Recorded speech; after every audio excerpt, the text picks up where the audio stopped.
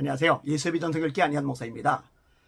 기독교에 있어서 미션스쿨, 기독사립학교의 영향력은 지대합니다.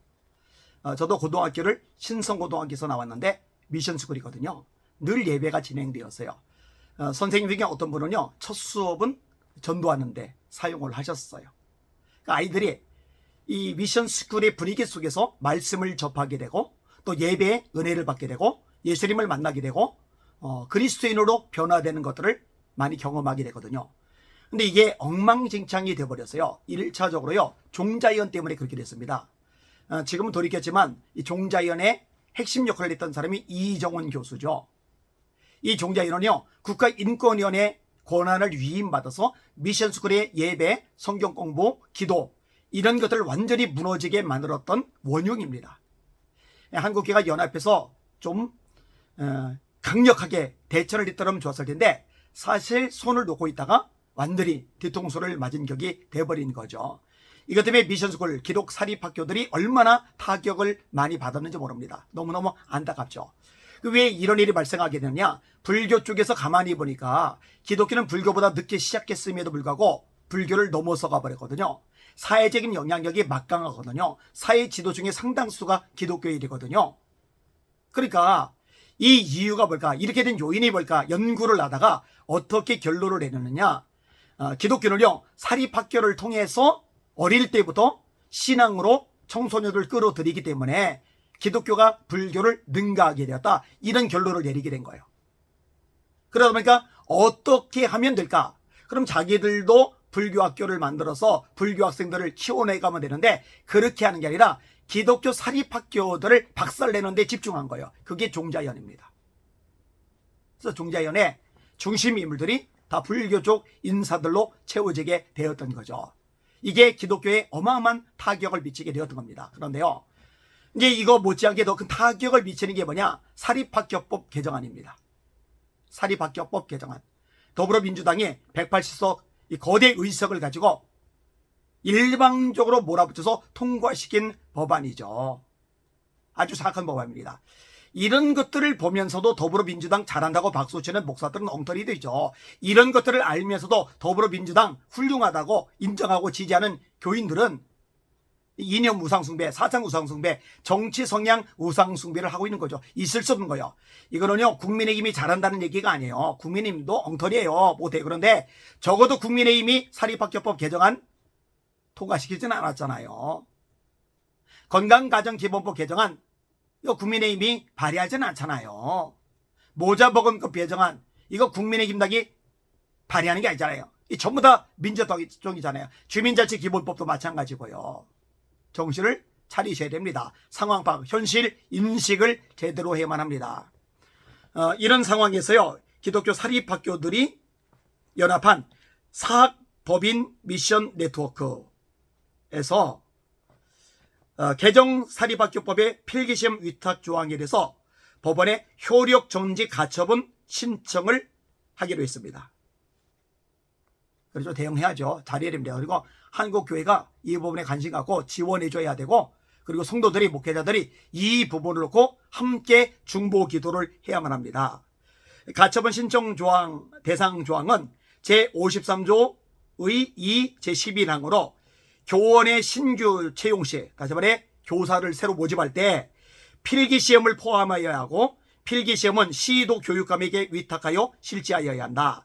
만약 다만 대통령령으로 정하는 바에 따라 시 교육감의 승인을 받은 경우에는 필기시험을 포함하지 아니하거나 시도 교육감에게 위탁하지 아니할 수 있다. 이런 대목입니다. 근데 이 대목에 대해서 그럼 왜 가처분 신청을 했느냐, 사학미션 사무총장 함승수 교수가 잘 밝혔어요. 들어보세요.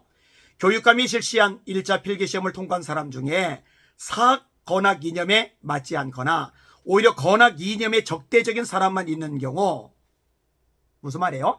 기독교 학교예요. 그런데 기독교 학교하고 맞지 않는 교사다. 그래서 나가서 기독교 학교에 대해서, 신앙 교육에 대해서, 건학 이념에 대해서 적대적인 교사다, 이런 경우가 생기잖아요. 학교에서 뽑는 게 아니라 교육감 필기시험 통과한 사람들 중에서 진행을 해야 되니까. 이런 경우 학교법인은 교원을 신규 임용할 수 없고 당연히 임용해서는 안 되죠. 혹시라도 건학 이념에 맞지 않는 교원이 선발된 경우에는 사립학교의 운영이 중대한 위기에 직면할 수 있다.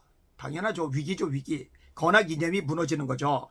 이런 점을 고려할 때 헌법소원의 선고 시까지 사실상 기독교 학교의 교원 임용권이 제한되어 있어 당장 2023학년도에 교원 임용조차 정상적으로 이루어지기 어려운 현실이다.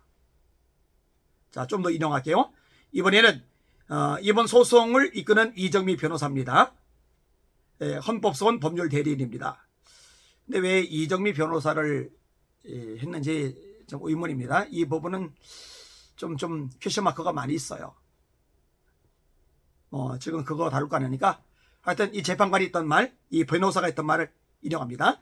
시험 위탁 강제 조항으로 인해 기독교 학교권에서는 건학 이념을 구현하고 동시에 학교의 발전을 이끌어갈 수 있는 우수한 교원을 뽑는 것이 어려워져 학교의 피해뿐 아니라 기독교 학교에 배정받은 학생들의 학습권과 학부모들의 자녀 교육권이 중대하게 침해될 수 있다. 당연하죠. 우리 대한민국은요, 초대 국회 때 이승만 의장에 의해서 이윤영 의원의 기도로 시작이 되었습니다. 우리나라는요, 기독교 학교들에 의해서 발전을 이룬 나라입니다. 연세대학교, 숭실대학교, 이화여자대학교, 오산학교 다 기독교 학교입니다. 의술도 마찬가지죠. 세브란스 병원 같은 것들. 선교사들의 공이, 기독교의 공이 굉장히 지대합니다. 그런데 그 은혜를 망각하고 배은망덕하게서리 미션 스쿨들, 기독교 사립학교들을 엉망진창으로 박살을 내가고 있으니까 이거 하나님의 심판을 받으려고 작정을 하는 거죠. 하나님의 복을 받지 않으려고 발악을 하는 거죠. 참 미련하고 어리석은 짓이 아닐 수가 없습니다. 제가 초반에 말씀을 드렸듯이 이 기독 사립학교 때문에 예수 만난 청소년들이 많아요. 그 기회가 박탈되면 안 됩니다. 막말로 교육감 필기시험에 합격한 사람이 신천지 교인이다. 이거 어떡하라는 거예요? 하나님 위에 따른 이단이다. 어떡하라는 거예요? 좌파다. 좌파 교사다. 이러면 어떡하라는 거예요? 그럼 미션스쿨 기독 사립학교 완전히 박살나는 거잖아요. 학생들은 어떻게 되는 거예요? 학부모들은 어떻게 되는 거냐고요. 사실은 이 사립학교법 개정안 자체가 문제가 심각해요. 하여튼 다음번 총선 때요, 국민들이, 특별히 기독교인들, 목사님들, 성도님들이 정신 바짝 차려서 더불어민주당이 폭망하게 만들어야 됩니다. 너무나 죄를 많이 졌어요. 너무나 교회를 짓밟았어요. 너무나 기독교 신앙을요 뒤흔들어 버렸어요. 이런데도 편들면 안 되잖아요. 이거 다 뒤집었고 바로잡을 필요가 있습니다. 당장 우리 교회 좀 성장하고 좀 모여들고 재정 넉넉하고 이거 좋아하면 안 되고요. 다음 세대는 한국교의 미래거든요. 다음 세대는 대한민국의 미래거든요. 그들이 우리의 기둥이 될 존재들이거든요. 그러니까 기독교 사립학교들이 다시 살아나는데 앞장을 서야 됩니다. 이 일을 위해서 기도 많이 해주시기를 부탁을 드립니다. 그리고 헌법소원을 하는데 이것도 좋은 결과가 나도록 여러분이 중보기도 많이 해주시기를 부탁을 드립니다. 날마다 주님 바라보고 하나님 나라 위해서 중보기도 힘쓰는 저와 여러분들 됩시다. 할렐루야.